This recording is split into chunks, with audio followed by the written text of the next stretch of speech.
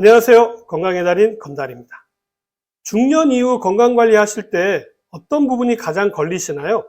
나이가 들게 되면요, 몸 여기저기 불편해지는 게 당연하다고들 생각하십니다. 많은 분들이 특정 증상을 나이 탓으로 넘겨버리기 쉬운데요. 조금 젊었던 40대에는 간이 많이 걱정되었지만 중년이 넘어서면서는요, 췌장을 걱정하시는 분들이 의외로 많으시더라고요. 전문가들이 공통적으로 말하는 췌장 이상 신호가 있는데요. 이런 증상은요, 췌장에 문제가 있다는 대표적인 경고입니다.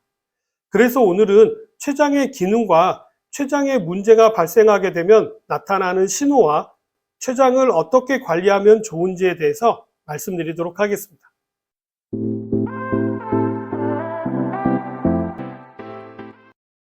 췌장의 기능을 살펴보면요, 췌장의 내분비 기능은 랑게르 한스섬에서 혈당을 떨어뜨리는 호르몬인 인슐린 분비와 반대로 혈당이 떨어졌을 때 혈당을 올려주는 글루카곤을 혈관으로 직접 분비해서요, 혈당 수치를 유지하는 기능을 합니다.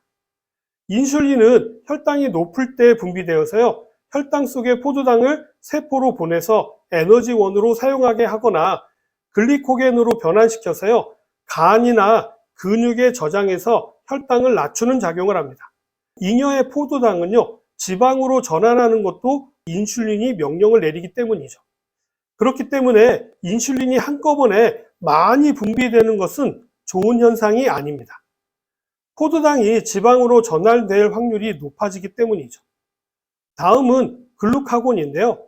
혈당이 낮을 때 분비되어서요, 간이나 근육에 저장된 글리코겐을 포도당으로 바꿔서 혈당을 높이는 역할을 하는 호르몬입니다. 이러한 호르몬을 생성하고 분비하는 곳이 바로 췌장에 있는 랑게르 한스 섬이라고 하는 세포입니다. 이곳에서 인슐린과 글루카곤을 적절히 분비함으로 인해서요, 혈당을 일정하게 유지하는 핵심적인 역할을 담당하는 곳이죠. 이곳에 문제가 발생하게 되면 혈당을 일정하게 유지하지 못한 것이 바로 당뇨인 것입니다. 췌장에 또 다른 기능이 있습니다. 내분비계가 있다면 외분비계가 있겠죠. 췌장은 외분비 기능도 가지고 있습니다. 췌장은 음식을 소화시키는 데 필요한 소화 효소를 분비하는 기관인데요. 탄수화물을 분해하는 아밀라제, 지방을 분해하는 리파제, 단백질을 분해하는 프로타제 등 췌간을 통해서 십이지장으로 분비되어지는 탄수화물, 단백질, 지방을 소화하는 핵심적인 역할을 하게 됩니다. 이러한 췌장 기능이 떨어지게 되면요, 소화가 잘 이루어지지 않게 되고 흡수도 잘 되지 않아서 속이 더부룩하고 소화불량의 증상이 나타나게 되죠.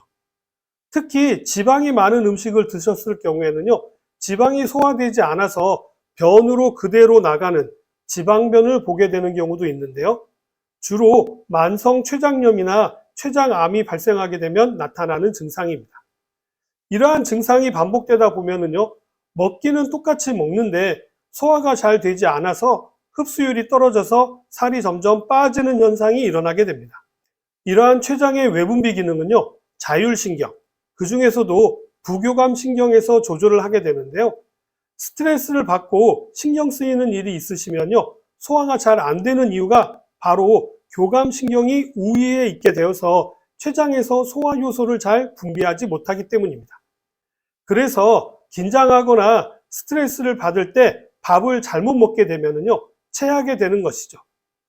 췌장에 문제가 발생하게 되면요, 지방변만 보는 것이 아니라 체중 감소와 함께 영양분의 흡수도 줄어들어서 비타민 결핍은 물론이고요, 기본적인 3대 영양소도 문제가 발생하기 때문에 영양실조로 이어지게 됩니다.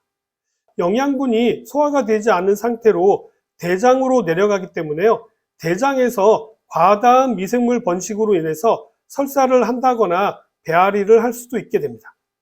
췌장에 문제가 발생하게 되면 나타나는 증상을 좀 더 구체적으로 알려드리도록 하겠습니다. 췌장에 문제가 발생하게 되면요, 소화불량과 체중 감소가 나타나게 됩니다. 명치적으로요, 통증이 나타나기도 하고요, 경우에 따라서는 황달이 나타나기도 하고 소변색이 짙어지거나 피부 가려움증이 나타나기도 합니다. 소화불량은 물론이고요, 식욕부진이나 당뇨가 발생하거나 기존 당뇨가 더 악화되는 현상이 일어나기도 하죠. 지방변을 보게 된다든지 담즙 분비의 저하로 반대로 변비가 발생하기도 합니다. 췌장의 문제는 초기 증상이 모호해서요, 발견이 어렵고요. 건강검진을 할 때 초음파 검사를 한다고 해도요, 위장 뒤편에 장기가 안쪽에 위치하고 있기 때문에요, 문제를 발견하기가 어렵습니다. 그렇기 때문에 결국 췌장의 문제가 진행된 후에야 발견되는 경우가 많기 때문에 이러한 증상이 반복된다면 췌장 질환을 의심하고 꼭 병원에 가셔서 진료를 받는 것이 중요합니다. 피로감이라든지 쇠약감, 우울감, 위장관 출혈 등이 나타나기도 합니다. 꼭 기억하셔야 될 부분은요, 췌장의 문제는 단순히 소화불량으로 취급되기 쉽고 정밀 검사를 하기 전에는요, 잘 발견되기 어렵기 때문에 앞서 말씀드린 증상들이 한 달 이상 지속된다면 꼭 병원에 가셔서 검진을 받아보시기를 권장합니다. 췌장 관리는 어떻게 하면 좋을까요? 가장 중요한 것은 건강한 식습관을 만드는 것이겠죠. 규칙적인 식사가 가장 중요합니다. 같은 시간에 같은 양을 드시는 건데요. 이게 생각보다 쉽지 않죠. 다음으로 천천히 드시는 것입니다. 우리나라 사람들은요, 식사 시간이 평균적으로 10여 분밖에 안 된다라고 하는데요. 최소 20분 이상 천천히 드시는 습관을 들이셔야 합니다. 천천히 식사를 해야 뇌가 포만감을 느끼게 되고요. 췌장의 부담을 최대한 줄일 수가 있기 때문입니다. 다음으로 중요한 것은요, 균형 잡힌 식사인데요. 탄수화물, 단백질, 지방이 적절히 포함된 식사를 하시되 육류보다는 생선이나 콩, 두부, 달걀과 같은 단백질을 드시는 것이 좋습니다. 채소나 과일도요, 골고루 드셔도 되는데요. 알록달록 색깔이 진한 과일이나 채소가 항산화 기능이 뛰어난 파이토케미칼을 많이 함유하고 있기 때문에 항산화 식품을 드시는 것이 좋고요. 지방은 꼭 피하셔야 될 이유는 없습니다. 지방도 골고루 드시되요, 포화지방산보다는 불포화지방산의 비율을 높게 드시는 것이 좋습니다. 탄수화물의 경우도 단순당이나 정제탄수화물보다는요, 통곡물처럼 복합탄수화물 위주로 드셔야 혈당을 천천히 올려서 췌장의 무리를 줄일 수가 있게 됩니다.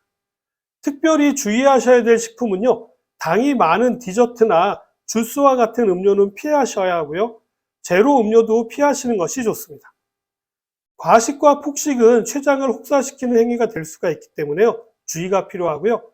야식도 퇴근 후에 일을 시키는 악덕 기업주와 같은 일이기 때문에요, 피하시는 것이 좋습니다.